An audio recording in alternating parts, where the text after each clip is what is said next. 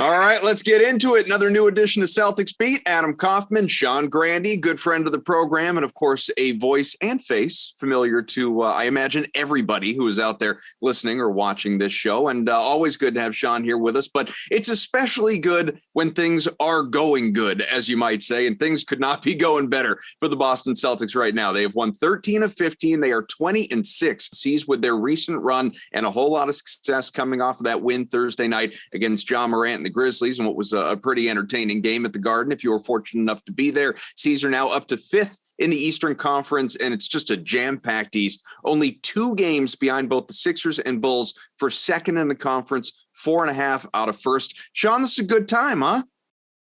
Was new edition of the podcast a reference to the guests we had at the game the other night before the concert at the Garden? What was new edition at the, I imagine, being the Boston boys that they are. They were there. Absolutely. They were hanging out at the Garden. Yeah, they were there for the Atlanta game. Love that. So, hey, start winning games and have Josh show up. You're gonna have some people. The celebrities start coming out. Show up in the building. Remember, we used to have like Alan Dershowitz was our celebrity, celebrity like role. Stephen King coming out to the Red Sox games. No, the only year it was cool was during the year the Celtics won the championship. Not only were we the hot new restaurant and people were coming anyway, but if you remember, which I'm sure you don't, there was a writer's strike in Hollywood in that 2007 era. So all the shows for 2007-8 got delayed. So Ellen Pompeo and I think John, Krasinski and a lot of the, the Boston, you got the all-star team of Boston celebrities because like Hollywood was shut down. When we go to LA, you gotta have them. Like Matt Damon will be at the game when, like we go to LA, he'll be there. It's the only celebrity bound because my wife has a profile. This is one thing Ime and I have in common is we have like the celebrity wife, right? There you go. High profile thing and whatever. We bond over that. Like Matt Damon's the only one who, my wife's interviewed Matt Damon and she calls me. She's like, yeah, he knows you. He's like, he's a fan of yours. I'm like, oh, finally I get one. But, that's a good one though. It's a good one to have. It is a good one. Great. He's a great dude. As you can imagine. He's a real guy. Let's talk about this. I mean, there's a ton I want to cover while we've got you here today, but let's start obviously with this team because the sort of the chorus that is surrounding this group with all that has gone well. And, I'll give some examples here before I let you go. Like you tweeted late last night or early this morning or whatever, as you tend to do after games. This is now a 9-week 30-game sample size. I mentioned a 26-game sample, 20-6, but you threw out 30 games, probably a nicer round number. Celtics are 22-8. That's 4th in the NBA, tops in the Eastern Conference, the best, and this is league-wide, the best defensive rating, net rating, scoring margins, 2nd in blocks, 8th in rebounds. I will add to that a tweet from the StatMuse account, which is getting a lot of traction lately. The Celtics have won 9 straight games versus teams currently in the playoff picture. The Grizzlies. The number is 10, by the way. I'm jumping in to interrupt you only because they made a mistake because New Orleans is in. That doesn't count because NBC Boston picked it up last night. Okay. And it's wrong because New Orleans is in the 10th spot now in the Western Conference. So it's actually 10 straight. If you could count Atlanta, if you count 9 and 10, if you count 9 and 10 as being, I only noticed it because NBC Boston put it up. I'm like, that's not, and I went back to look at it. I'm like, that doesn't seem right. Because if you're counting 9 and 10, right? Are we counting that as playoff position or? Sure. Because remember, if you don't make it to the play-in picture anyway, playoff picture, you got to pick new words because if you don't get in from the play-in, you didn't make the playoffs. Right. So therefore, if you're 9 and 10, you're really in playoff position. But Atlanta is in that, but so is New Orleans. So it goes back to the first game of the actual winning streak after Atlanta was New Orleans. So. Well, so, all right, let's add in the Pelicans. You have them, the Grizzlies, the Hawks, the Nets, the Sixers, the Hawks again, Nuggets, Nets again, Hornets, and Heat. And yes, some of these teams were undermanned. A lot of them weren't at full strength, but still, pardon me, some good wins, especially, of course, the Grizzlies, the Nuggets come to mind. There are some good wins in that fold. And so the larger point of rattling off all that over the last few minutes is everyone wants to know, are the Celtics contenders, true championship contenders? You've been around a while. I always like to say longtime voice of the Celtics. You've seen contenders, you've broadcast contenders, whether obviously for Boston or on the other side. You've seen the pretenders as well, the teams that we sort of fall in love with in the regular season that don't quite have it when they get to the playoffs. I have my thoughts on this group, but you're first. How How are you viewing this team in regards to actually realistically being in the conversation to win a championship this year? Here's how I'll answer that. This is my 24th year in the league. And in the first 23, if you asked me that question on March 4th, I'd have a pretty definitive answer.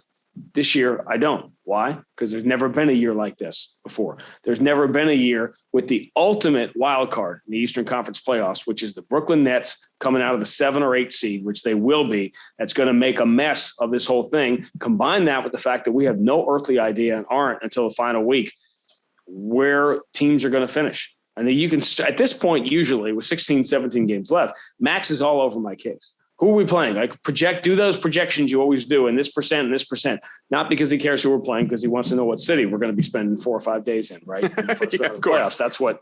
That's what it's about. You cannot do that this year. It is just too close. And you have this extraordinary unpredictability. Go back 40 years to when Seattle and Washington played 2 years in a row in the finals and they split it. That's how I thought this was going to go. I had Phoenix over Milwaukee was my opening night NBA finals. And I don't see any particular reason to stray from that right now. To me, if I'm looking at it as a Celtic fan, I'm going avoid Milwaukee, Philly, and Brooklyn as long as you can. And that sounds impossible, but it may not be the way things are tracking. And I hear all the national people and all the experts going, because they're licking their lips, right, at a Philly, Brooklyn playoff series. And you'll hear them all. They're like, man, if that could happen in the conference finals or the second round, that could happen in the first round easily. Because the Sixers, to me, I mean, Miami, it's crazy, but Miami just keeps, winning games, and maybe they're going to hold on to that number 1 spot. The question is Brooklyn going to be 7 or 8? Because they're going to get through the play-in somehow, and they'll get in, and they're going to make a mess of it. So I think where the Celtics are trending, it's a long way to get to it, but this is where I think it's happening. I think the Celtics are trending in a good spot, which is into that 3, 4, 5 mix, and I think they're going to end up there, probably with Milwaukee, but maybe Chicago. And if you're a Celtic fan, you're going home court advantage against Chicago or Cleveland in the first round of the playoffs. Suddenly a season that you were scrambling 2 months ago to just get in the playoffs. Now you've got a reasonable chance to expect to win in the first round. But here's the soundbite answer is this: a team that defends the way they defend, a team that is beating the living heck out of people the way the Celtics have the last 2 months. Of course, you have to put them on the list, maybe not at the top of the list of the elite teams, but if you're looking at a team that could be Atlanta last year and be that team that gets to the conference finals that you thought had no business being in the conference finals, I think the Celtics could be they're the top of the dark horse list. That's for sure. My view of this team and like the Grizzlies win and beating Morant in terms of starting to see a little bit, I shouldn't even say starting, because we've talked about, we've got a pretty good sample size here going back to the start of January, but I want to see like this, our expectation for Sunday at the Garden. Kevin Durant's going to be out there. Kyrie Irving should be out there. We know Ben Simmons still isn't available yet, so the Nets aren't at full strength. But, this is a game that I'm really looking forward to, even without Jaylen Brown, and maybe Jaylen Brown does play. He's still technically a question mark, but that's the type of game that, I want to see the Celtics go out and beat a team that most people do view as a championship contender. Most people, assuming the Nets, and I'm not as convinced as you are, but assuming the Nets do get through the play-in tournament and don't fall short through running out of time or Kyrie not being available or lack of chemistry with Simmons or whatever it is that winds up, doing them in if they're done in. I want to see the Celtics go out there. For me to totally buy in, because I know that's what everyone, on Causeway is waiting for, is me to totally buy in. For me to totally buy in, Sean, I want them to go out and beat a team that we all view as a championship contender. That I feel like that's what's missing from those 10 games that I rattled off earlier, those 10 straight wins against teams that are in the playoff picture. Well, and first of all, that's because everyone is saying, well, so-and-so was out. The Celtics win a game. Oh, so-and-so was out. That doesn't count. They beat them by 50. Like what on earth do you want them to do? So this is the problem. Historically, the issue with the Celtics this year is that their win-loss record and their scoring differential there's a complete disparity between those two numbers and have been for most of the year. And people point that out. Well, they're still in 6th place. They're still in 5th place or whatever. They are. But historically, when you look at the two numbers the Celtics have that define the season, the dominant scoring differential and the record in close games, which is still 4-13 in the 5-point games, which is why you have that disparity. History says differential is a better tale teller of what's going to happen, that the close game number is more of a fluke and a coin flip, that is more likely to even out than the scoring differential one, which is a better historical indicator of who's going to have success in the playoffs. That's number one. But I'm with you on the quality wins, particularly on Sunday. I want to see, I think Scal may have said this too post-game after somebody told me that, because Max and I were talking about it. We want to see Jason Tatum have a game against Kevin Durant, and not be the little brother anymore. Because I will tell you this right now, nobody really said it last night. I've seen Jason Tatum play every single one of his 400 games. That was a big boy superstar. I'm going to carry my team game. I don't care about highlights. I don't care about hitting deep threes. I'm going to duck my shoulder down, go to work, and lead my team to victory. I thought it was an elite Jason Tatum game, which we get accustomed to now because we're watching him every night. I thought it was very high on the list of Tatum games. But I want to see him have that game. Of course you want to see it against Durant. And the other thing, specter of the Celtics Nets Sunday and what's going to happen is, the Nets at full strength, which we now know they won't be. Nets at full strength are a championship caliber team. Why do we assume, Adam, in this year of unprecedented number of players missing games, why do we think come April 15th, everybody's going to be magically healthy and everybody will be at full strength? And it's not going to work that way. Not only do the Nets lose Joe Harris, they're not going to get him back now. I want to get to a lot more with Jason Tatum. I think just to tip the iceberg, some of the stuff that you were mentioning with his performance against the Grizzlies. But I had done a call for some mailbag questions on Twitter, and I'll sprinkle some in as we go. One of them from Jeffrey was, I'd like to hear you rank your preferences, best to worst, for the C's first-round playoff opponents. There's a real chance the Celts could place as high as third or as low as eighth, meaning almost all first-round matchup permutations are still in play. You don't need to obviously, go through every single matchup possibility because, as you outlined earlier, there's a bunch. I think like Evan Mobley has got like bulletin board material. Hey, Grande said on that Adam Kaufman podcast, Celtics want to play Cleveland. They'll put that up there in the people. By the way, nobody knows what bulletin board is anymore either. I know, right?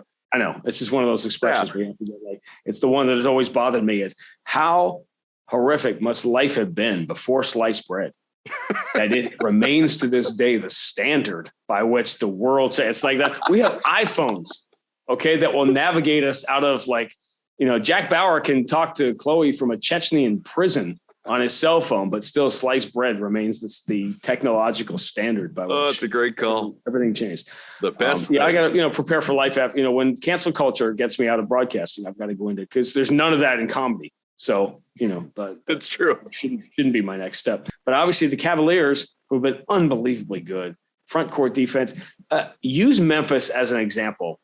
Last night, the Celtics demonstrated the blueprint for beating Memphis, as amazing as their year has been, that they're not a shooting team, that they run up and down the floor. That's going to be harder to do in a 7-game series.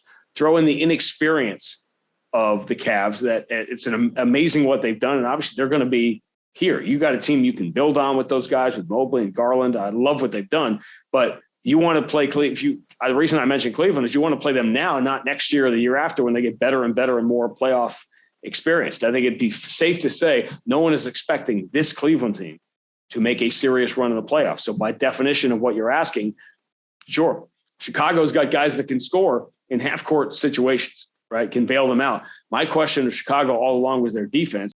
Will they be able to do that in a 7-game series?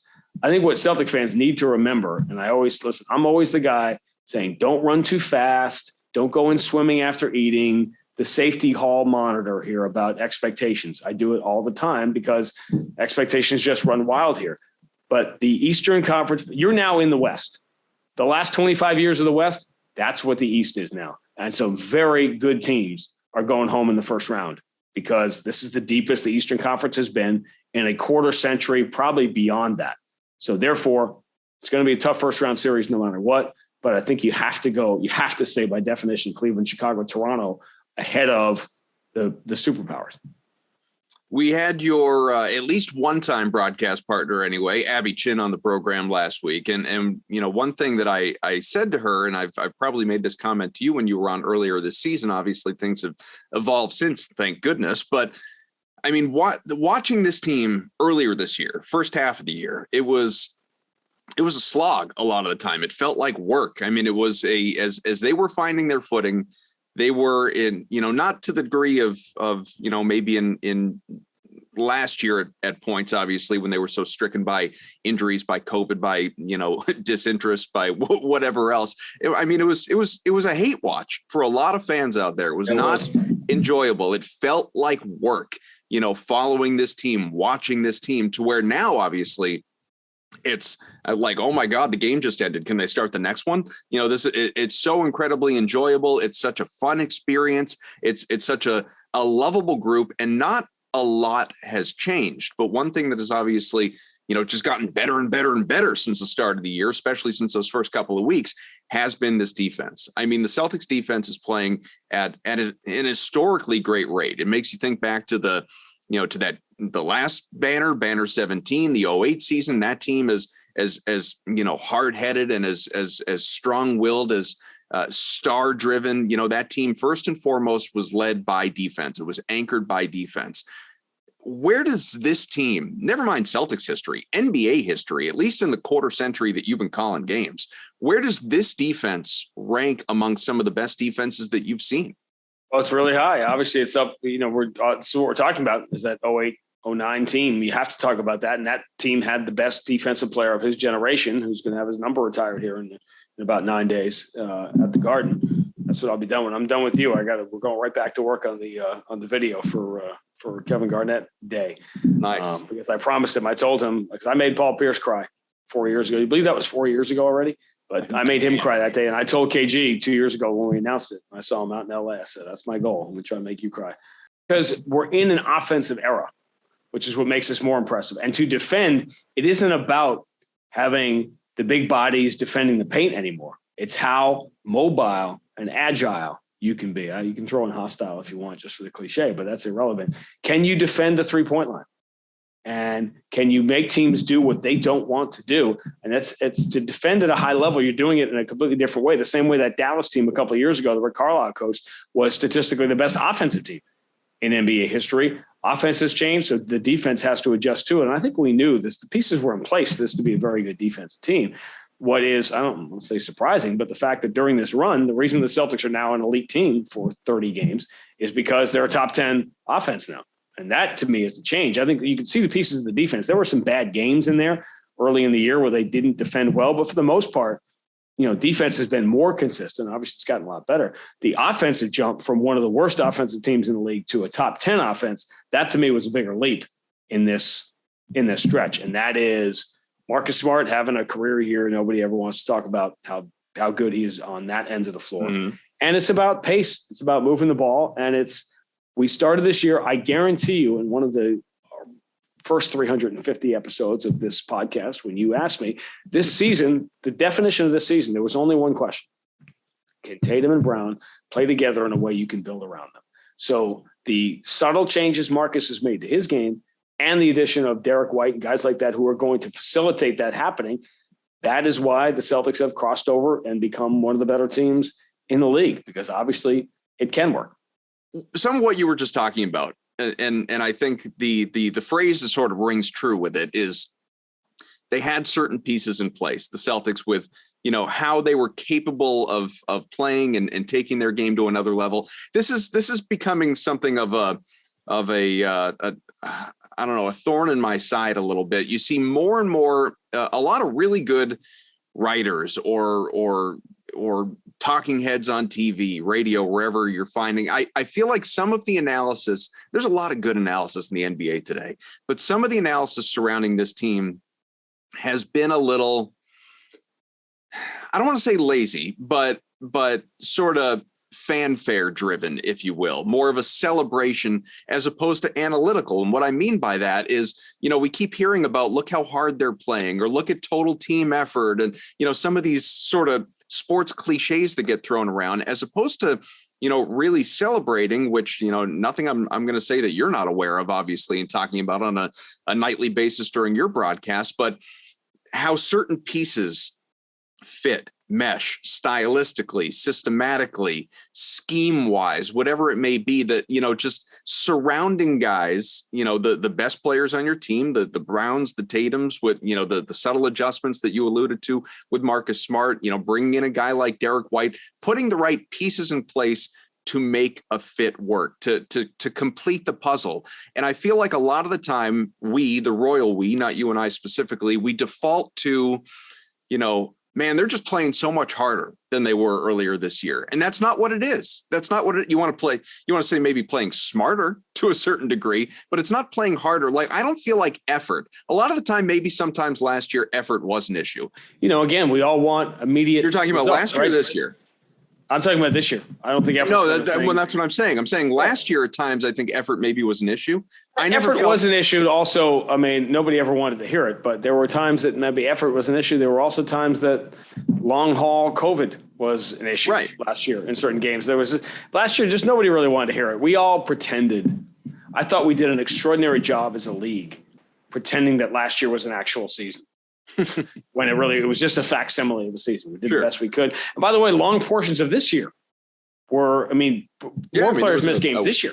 Weeks long stretch. It was a long night, a long couple of months of wait, who's playing tonight? Like who's in health and safety protocol in this game? And the Celtics are about to play their 26th player, I think, in the next game.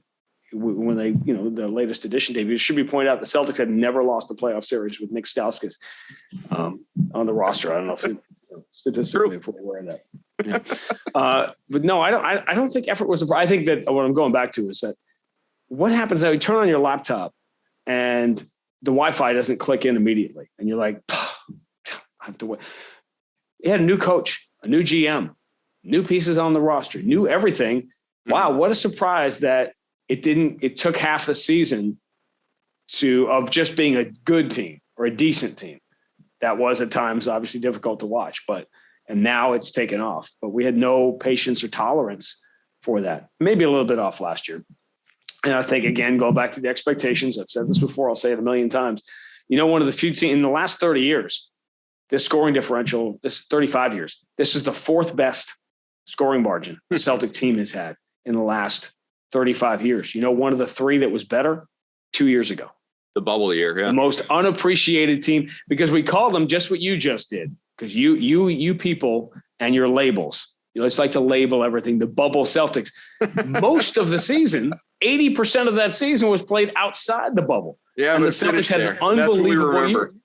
Right, of course, and that's the point about 2020. 2009, people forget how good that team was because they lost in the playoffs after Kevin Garnett got hurt. But 2009 was an unbelievable season, that follow-up year to winning the championship. But 2020 is going to be the most unappreciated season. The Celtics were in every game. It felt like that year. They got blown out maybe 2 or 3 times. They didn't have a chance to win games in the second half of the year. The great scoring differential. This was after they lost Kyrie and after Al Horford walked and after whatever. It was just an unappreciated year. Like, I think the Celtics by definition are going to be unappreciated now. This team goes to the second round of the playoffs. No one's going to remember, man, in January, we didn't think we were going to make the playoffs. January 7th, that marker you're using, which is the second half of the home and home with the Knicks, they were 11th in the East going into that game. And they got a legitimate chance now to get home court in the first round of the playoffs. So this has been a remarkably quick turnaround. Or maybe, just maybe, the games that everyone was losing their minds over early in the year, maybe those were the fluke. You lose a game to the Clippers by 5 or 6 points. They went 4 for 41 shooting threes. You couldn't do that blindfolded. You're not going to miss 37 out of 41 threes. They did. That's the only reason they lose that game, because they had not the worst shooting night of the year, the worst shooting night ever. It seems like has ever had shooting threes. There were some flukish games that got away. And so maybe the Celtics are leveling up to where they should have been all along. And I was saying it, before we kind of got going, I agree. Like, I don't think effort was a concern this year. I think, Jason Tatum, I don't have the exact quote in front of me, but he was saying it after the Memphis game, just asked about the turnaround. He summed it up well. He said, new coach, new system, like you said, new everything. We had COVID, we had injuries. I wasn't making shots. Now I'm making shots. We don't have COVID. We're settling into the place, and that's in part anyway, a simplistic way of sort of summing it all up. And it's true. It's come to fruition. I think even and I don't want to spend much time on him, but a guy like Derek White, and obviously Brad and Ime both identified this, and even guys who have played with White in the past and had exposure to him at the FIBA situation a couple of years back. Like, this is just a guy who comes in and fits seamlessly to where even if he's not out there making shots, like you can, as you always do, you can look at some of the advanced metrics, even if he's not hitting his shots in as well as say, Josh Richardson was, who went the other way in that deal. The offense is better when he's on the floor. No doubt. And obviously Derek White was brought here for a specific purpose, and Brad paid a high price. It wasn't like they stole Derek White from the Spurs. He paid a premium to get this guy because of the way he fits. And he had a game the other night, the Atlanta game, where so much of this now, we can sit here and talk about analytics and break everything down and positionally and effort and all the other stuff. A lot of this is, do the shots bounce in or do they not? And that was another part of early in the year where you had the expected field goal percentage. Like when so-and-so gets the ball here, he makes this shot 48% of the time. And 9 out of 10 those numbers for the Celtics just weren't happening early in the year. And guys' shooting numbers were way off. They were missing a ton of open shots. How much of that is evened out too? And that you have a run like last night. There were some uneven moments for the Celtics. They turned the ball over a lot last night. Again, in the Memphis game, I don't think it was a great performance, but Al Horford's threes fell. And so that can completely wipe it away. Somebody asked me the other day, I hope you don't mind, I'm not exclusive to you podcast wise, but somebody asked me the other day about how come there's all these blowout games now in the league, and the Celtics had a bunch of them, whatever, because it's a 3-point shooting league. And sometimes you're going to go 8 for 40 and sometimes you're going to go 18 for 40. And that's why games that should be 5 or 6 point games become 20-point games, because one night, one team's got it going and the shots are falling, and all you do is put yourself in best position to make those shots. And then you kind of shrug your shoulders a little bit. And the Celtics have been what they have been because they have the athletes and the willingness and the disposition to get back and defend and take away those, the easy threes and the easy transition points. Memphis gets easy transition points at the basket. Milwaukee gets easy, they get transition threes. So you have to be able to defend the modern NBA offense. And that's what the Celtics have done. And that's why you've got the 4th best scoring differential in the league. I don't need you to be exclusive to us. I just want you to do what you do, which is, when you're kind enough on this podcast, pretend that there's nowhere else you'd rather be. Well, I mean, that's obvious, right? I mean, I think so. I go where you guys, as everybody knows, I go where I'm told. Like, hey, do radio here, do TV here. Here, let's get Abby over here. Let's do this. There you go. That's the year it's been. We have to be malleable now on the broadcast side. One of the other things that I talked to Abby about last week, that I've talked to you about, that I've talked to Gorman about, and you three in particular come to mind because you are the ones that are most directly, on a virtual daily basis, right up close with this individual is, we're sort of slowly getting to know Ime Udoka a little bit, in terms of his personality. I loved that.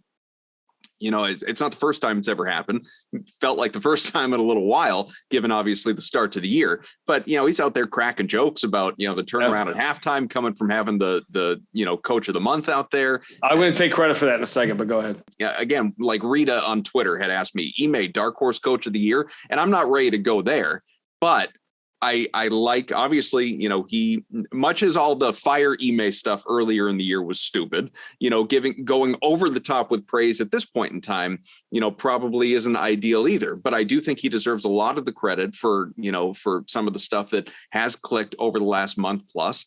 And again, just to sort of circle back, I like that he at least seems to be, and winning makes everything better, right? But he seems to be getting a lot more comfortable, at least with the media.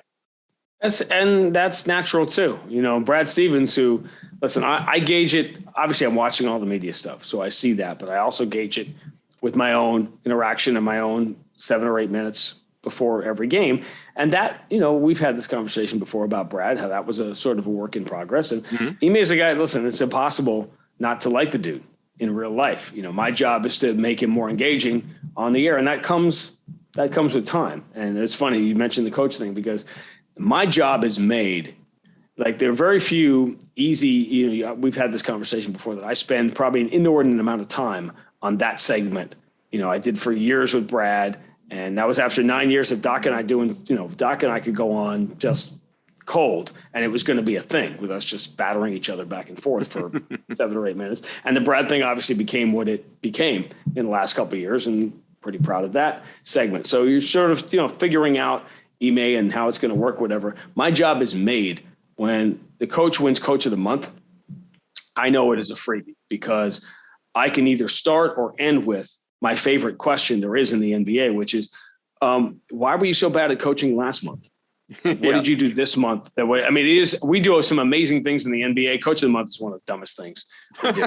As I asked him, I said, does that come with like Starbucks gift certificates, or it's like you get your picture put up somewhere like coach of the month? And it's just a funny thing. You laugh. He told me a funny story about Pop getting rid of all his coach of the month, when he was like emptying out his office, getting rid of all his coach of the month awards, because what are you going to do with that? That's another part of it. And it's funny you'd mention it, because I do think the mask issue plays in a little bit. It's harder to get to know someone when you don't see their face. And I think fans are not really accustomed to seeing it in that media situation. I know that as a sore subject with some of the TV guys, that doing those pregame interviews, that even though there's nobody in the room, nobody can figure out why on earth they're still making him wear the mask, because that to me makes a difference. Just like as we're talking now, it would look different. And it would feel different if you're trying to read somebody's eyes and their mouth or whatever. But he's a fun guy, and he's a funny guy. And he's a super smart guy, and he's had a fascinating life, which I, from time to time like to get into, because his background is really interesting to me. But that stuff takes time. And by the way, his hands are full. He's got a high demand job to worry about, a high profile job. And the coach of the year thing is interesting, because we tend to coach of the year, rookie of the year, a lot of these things, we tend to, I don't want to say make up our minds early, but we put extraordinary weight on the first 20, 30 games of the year in some of those categories, when it was obvious that, J.B. Bickerstaff in Cleveland and, the Taylor Jenkins in Memphis, the obvious choices. And I think sometimes you kind of get married to those, and I don't think my wife's going to appreciate this analogy, but you do have to look outside the decision you have made, as time goes by, and say, wait a minute, maybe that's, again, not a marriage analogy, but sure, we do get locked on, I think, early to our choices. And maybe, if the Celtics end up as the number 2 seed and win 50 plus games and end up with the third best scoring differential and net rating and all this other stuff, how is he not in the conversation? Right. Let's go back to Jason Tatum. You were talking about him before, and look, everybody's talking about him. They go. I agree with you. He played after a slow start, played a great game against Memphis. The fourth quarter takeover. It was, it wasn't at this level, but him and Ja going back and forth in that fourth quarter, sort of reminiscent of Pierce against LeBron and some of their matchups. Just seeing all right, your turn, my turn kind of thing, in terms of like we're going to turn this team basketball game into a really intense. Adam, I know you're going to get to it. Yeah. But, listen, it was fun watching Ja. Of course it was. But even going back and forth, even with Ja scoring 30 in the second half, who was making winning plays? Yeah. And that was the difference. It was great. Listen, I'm not with Charles. Listen, Charles is my guy. But to say Ja had an awful game when he had 38 is a little, come on. I mean, it wasn't an awful game. But to his point, Jason Tatum was making winning plays last night. And Ja, who has made a ton of them this year, was not. There was a difference in the way they were scoring and what they were doing for their teams in the second half last night, which I think is important. That's the subtle difference that I think we're talking about here with Jason. Well, and you've just had, never mind what he said about himself and his growth. Again, his 24th birthday, like the guy hasn't even entered his prime yet. He's accomplished so much, in reality and just statistically in terms of guys, before the age of 24. He's accomplished so much here in the league and being at All-Star Weekend 5 times, 3-time All-Star, 2-time starter now with this year's fill-in for Durant. And so he's not so much, he talked about this yesterday. He's not so much for reflecting on what he's accomplished. Like I'll do that in 15 years when I retire. But obviously he's very appreciative of guys. Not that this is new, but more and more guys like Al Horford, as he's done many times over, talking about Tatum's growth as an individual, as a leader, as a person, all of it. And, I don't know. Sometimes I wonder if, as much as we praise this guy, as much as we love this guy and hope he sticks around forever, are we underappreciating a little bit of the Jason Tatum experience early on here?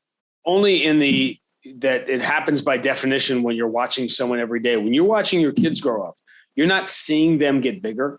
And then when you see someone, a relative or somebody that hasn't seen them in 6 months or a year, they go, oh my God, they're getting so big.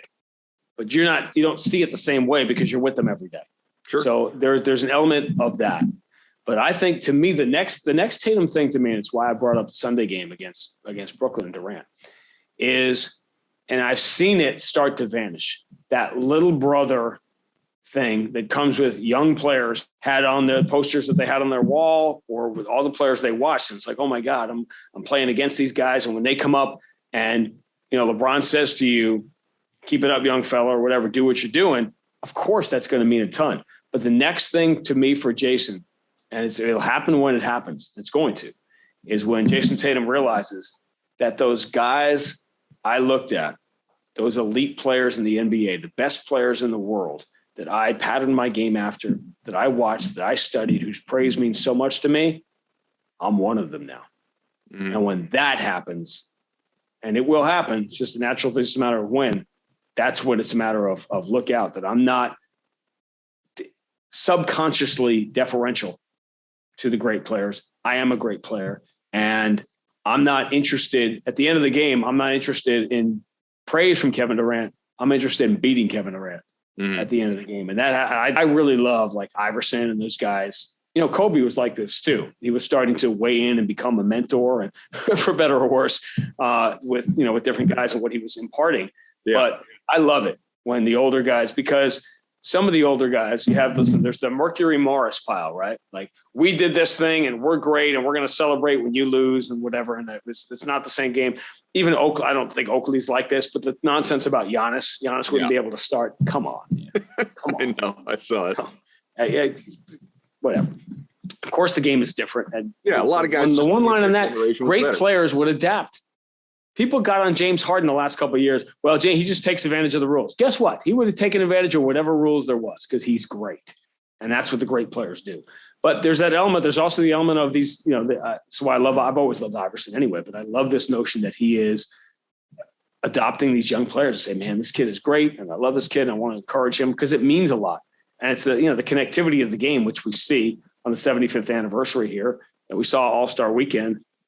I love it. You've got to connect. That's why, to me, maybe I'm helping myself, finish my writing, but Kevin Garnett was an extension of what the Celtics had been and had lost, in the years before he got here. And it was a thread, not just his connection to Bill Russell, which was obvious, but the way the Celtics played and being the franchise or whatever. And he brought, he made the Celtics again when he came back.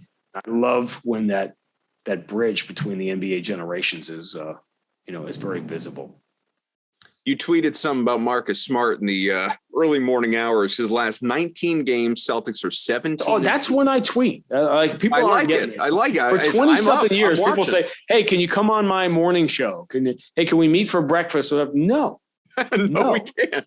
But if you want an interview at 3 a.m. live, I'm there.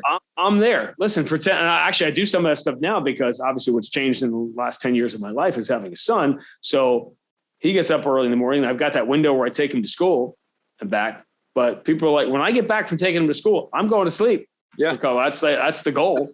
Because if I didn't do that, I'd be sleeping through the second half at 9 p.m. Like, you got to try to get 5-6 hours of sleep somewhere. And the sleep doctors, say more. But yeah, you're always saying, well, you tweeted this thing late at night. That's when the game is over, come home and start getting ready for the next game. And that's when this stuff will pop up about when you begin your prep for the next game. I appreciate it though, because some people might say, all right, like that was great. That was a fun game. Let's put that and myself to bed, and then I'll get right. Up and then you wake up the next morning, and there you numbers. got, if you're into this stuff, if you're into the either stats or whatever, that you wake up the next morning as a Celtic fan, and there you go. Grady did all this stuff for us at 3 a.m. I hope he's sleeping peacefully right now. So you talked about it, 17-2 last 19 for, Smart's last 19, outscoring teams, by the way, by about 17 points. And in that span, you tweeted out the stats, 12.5 points, about 4 rebounds, almost 6 assists, shooting 45% from the field, 38% from three. And most notably, tops in the NBA in defensive rating and in net rating. So, I think a lot of that, we've talked so much about this on this show in recent weeks and months, even, is just, obviously he's a polarizing figure. In fact, I would argue he's probably the most polarizing athlete in current Boston sports. And to me, and I'm right there in the fan club. So I've never been, on the opposite side of that spectrum when it comes to Marcus Smart. But this is, whatever it is, we're finally seeing Marcus used the way he should be used, which is, don't just slot him in at point guard, use him as a point guard. And they are, and he's thriving. And we are seeing the best version of Marcus Smart right now. He's having his best year, but this isn't him becoming a very good point guard isn't new to this year. This has been there for the last couple of years. There were just people would focus on, listen, did he take maybe more threes than he should have? Probably. Of those extra ones sort of been eliminated. They've been eliminated. A lot of those came late in the shot clock or the ball swung around. The ball gets up the floor. If it comes quickly back out to him, it's going to be an open three. Some of those shots were late in the shot clock because the Celtics didn't get the ball. Listen, everything is connected. The basketball is a game of the knee bone is connected to the thigh bone, which is connected, getting defensive rebounds, getting up the floor. It's why Steven Adams works with Memphis. Getting all those, you saw it last night. That isn't new to what happened with the Celtics last night. Steven Adams gets his big body in there and back taps offensive rebounds. So Memphis gets extra possessions, which is why their metrics shooting wise aren't great, but they get all these extra possessions because they lead the league in steals and they lead the league in rebounding. And you saw why in the game last night. So things are all connected. The Celtics defense is connected to their offense, getting the ball up the floor quickly and getting better chances. But to me, Marcus has been a really good NBA point guard for a while. I just think people are seeing it, and maybe they're focusing more on it because there aren't as many threes, there aren't as many missed shots, and the things that the Marcus Smart nitpickers would focus on, that's gone now. So now all you're left with is this guy who everybody knows is a defensive player of the year candidate every single year to begin with. And then people are starting to say, wow, he's a pretty good point guard. Well, whenever that stuff happens, it's usually been happening for a while and you just noticed it. So Timothy had asked, can you explain what's changed in Smart's play? Why is he such a more patient playmaker, or are we just hitting shots and he's getting assists? But you would argue not a whole lot has changed. I think there's been tweaks, getting the ball up the floor quicker. Maybe, again, the thing that's coming with Marcus games, sometimes Max and I aren't crazy about, which is the extra butter on the popcorn passes, one of which came out perfectly last night, that behind the back one to Grant, in his corner office. But I think the point guard game for Marcus, again, go back to the season nobody wants to talk about, the 2020 season, and look at the point guard play that you got from Marcus Smart that year. It was really high-level stuff. But now, again, the biggest difference between the Celtics in the first half and the second half of the year is they're making their shots. Their shots have been better, moving, and the ball's coming up the floor faster. But they're making shots now, and that's the difference between getting 5 assists a game and 7.5. Someone had also tweeted me, this from New Pat's Order in PO, who's the unsung hero of the season and why is it Grant Williams? Which segues us into this. Are the Celtics going to be able to afford Grant Williams? Is Grant Williams all of a sudden, going to be a guy that commands Duncan Robinson $20 million a year or something like that? And, my feeling, and obviously I want yours, is that obviously Grant's having a spectacular year. He's been awesome. I still feel like his salary ceiling is, 15 mil a year, something like that. And then people can debate how they feel about that, obviously. But I feel like that's probably the high end of what he's looking at when he is a free agent, which we're still not there yet. He's going to be an RFA, I believe, this coming off season. I mean, what do you think of what has transpired with Grant this year? I think that would be a concern. I'm just as I am. Don't run too fast or get your expectations too high. Hall monitor around here.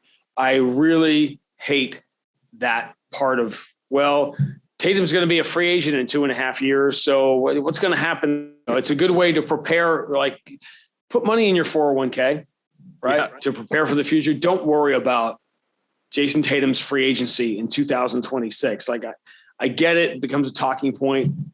A lot of things can happen between now and then. And there's nothing you could do about it right now, but enjoy what you're getting from Grant Williams as he has evolved. And what did he have to do this year? He had to be someone that could hit that corner three because it was going to be there for him. And he hit it over and over again to where he's one of the league leaders in three-point shooting. Now he's on the scouting report. You got to run him off the three-point line.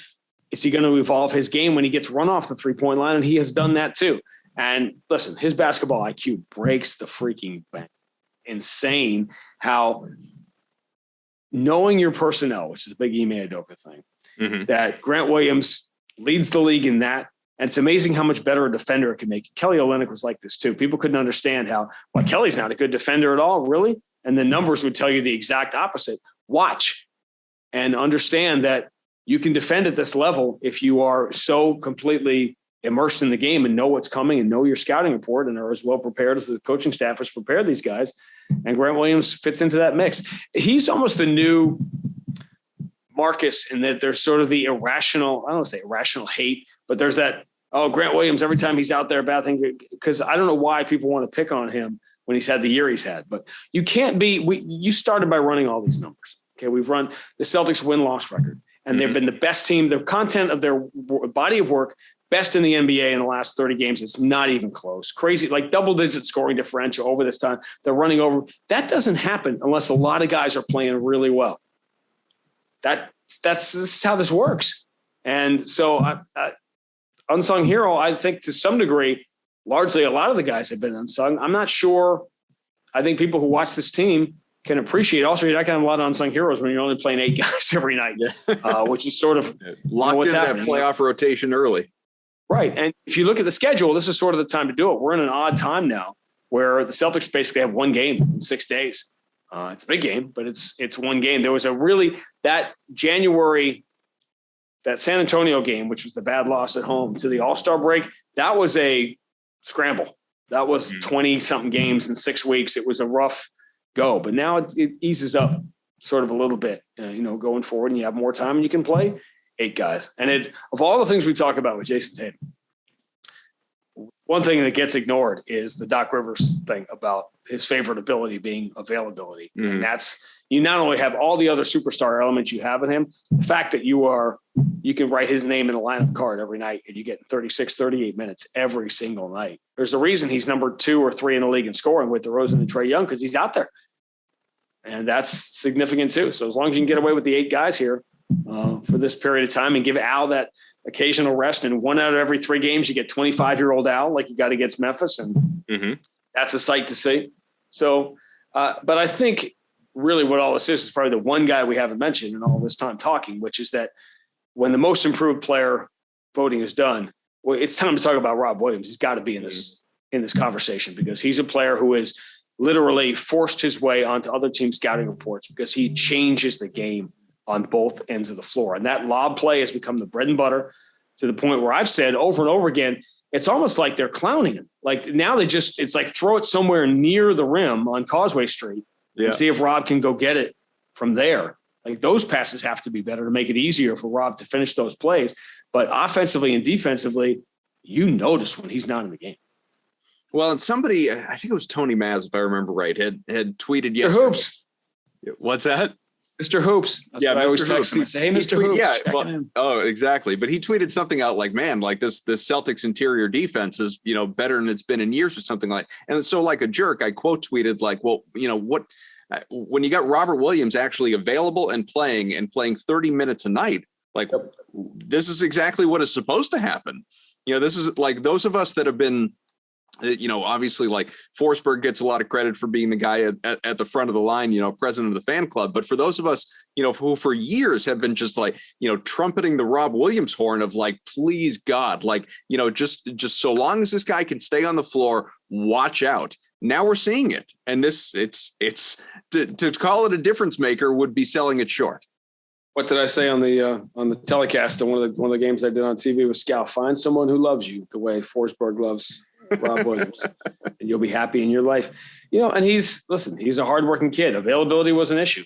Obviously, he doesn't have the traditional center body. Guess what? There's no tradition. This is the new NBA. Rob Williams is as a center in today's NBA, and there are very few nights where there's a Nurkic on the other side or Steven Adams on the other side who's going to put a big giant body on you. It doesn't happen a lot. And so, you get away on those nights, you still have Al and Daniel Theis, by the way. Speaking of unsung heroes, but Daniel Theis coming off a milk carton last night to have to play 14, 15 minutes and really, give the Celtics the same effort that he gave 2-3 years ago, that just in the blink of an eye is the plug-in. That was a nice addition too, because in a playoff series against Joel Embiid or wherever this thing is headed, in 6 weeks, which we have no earthly idea, Daniel Theis is going to be called on to play some minutes here.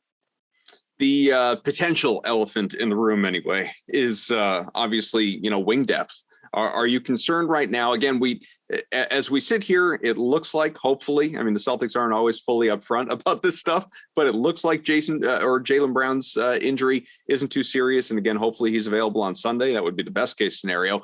Aaron Nesmith didn't look as good. Obviously, he was helped off the floor by a couple of teammates, which sucks, for so many reasons, among them that he was just finally about to get a real opportunity with the starters and see if there's something there, and obviously goes down almost instantly. And I don't want to project that his season's over, but it looks like we're not going to see him for a little while. Are you concerned about wing depth for this group right now?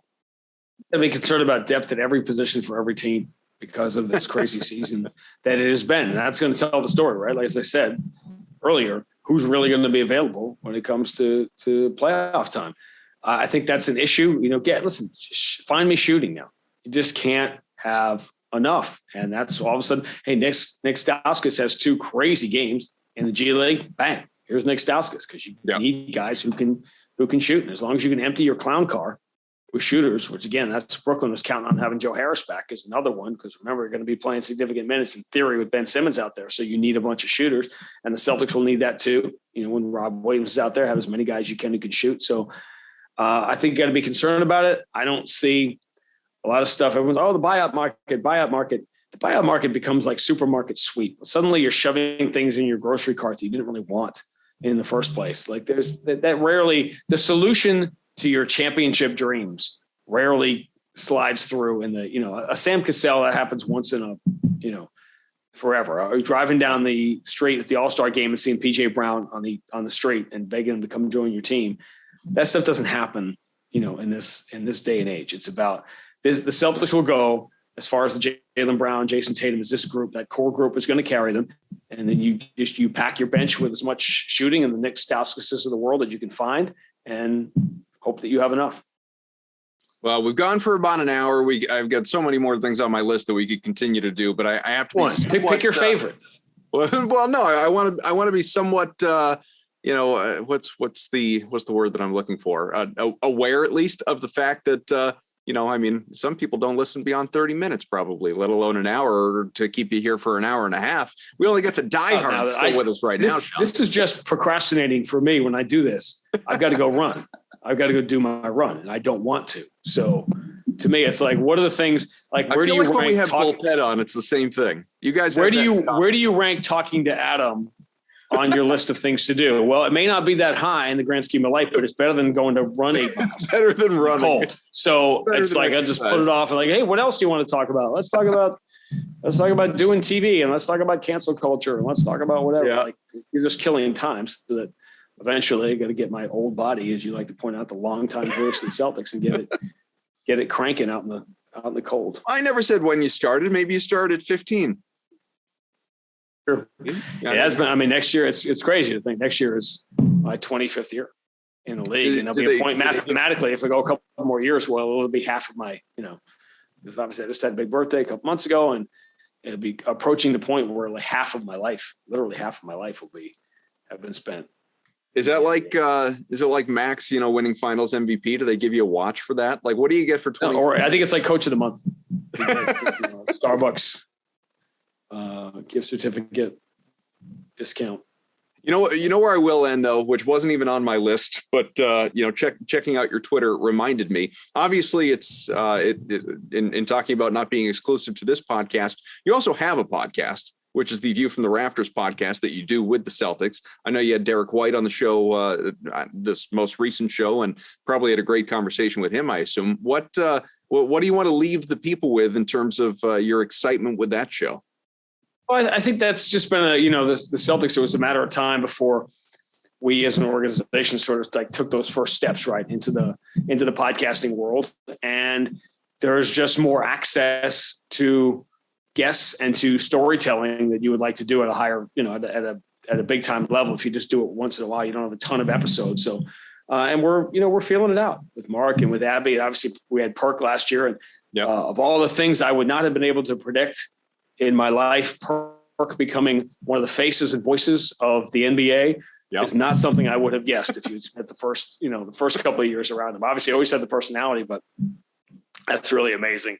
What's happened with that? I don't know if I'm supposed to be breaking this news or not, but I think you're going to have, I believe there is a Scal Perk game that NBC Boston is going to do. Oh, like that. Which would be fascinating to listen to for a variety of reasons. But podcast is fun. I've enjoyed listening. Whenever I get in a public setting like this with fans, I play the hardcore smartass card a lot, but I don't think for a second I didn't genuinely appreciate the comments for sliding over and doing TV. It's I serve at the pleasure of the president of the Celtics. So whatever they want me to do, I'll do, whether it's TV, radio, whatever it is. But I think everyone knows my affection for Abby, and two names you don't know, Paul Lucy and Jim Edmonds, the producer and director of that telecast, who've been doing it for years. And it's one of the best in the league. And all the, in the podcasts and the Celtics podcasts and doing TV and doing radio and doing all the other stuff. It's been an especially trying 2 years to try and do this job properly. And so, Max and I and Scal and I and Abby and I and Mike and everybody, we're just trying to pump out the content and make it as normal as we can. I think that's been the goal for the last 2 years. And as I always tell people, way too late in the program, rate, review, subscribe, find us on iTunes, and, be the loyal listeners that you are. We greatly appreciate it, whether you're listening somewhere, iTunes, Stitcher, wherever it is, Twitter, or, watching along on YouTube and getting to see us. We do appreciate that. So again, Evan, our producer, not with us for this show, but still be behind the scenes doing his thing. He'll be back with us next week. I'm Adam Kaufman. Of course, Sean Grande. Always appreciate when you do put off running to join us here. You're welcome to come with me whenever you want to. No, but I'll catch up with you on both ends. We'll bookmark the run. That'll be great. Excellent. I'll send you the Apple Watch, the run stats. Please do. See another set of stats that you can tweet out in the middle of the day. I'm not like Paul Flannery. I'm not like tweeting out my run stats every day. All right. That's been Celtics, people. See you guys next week.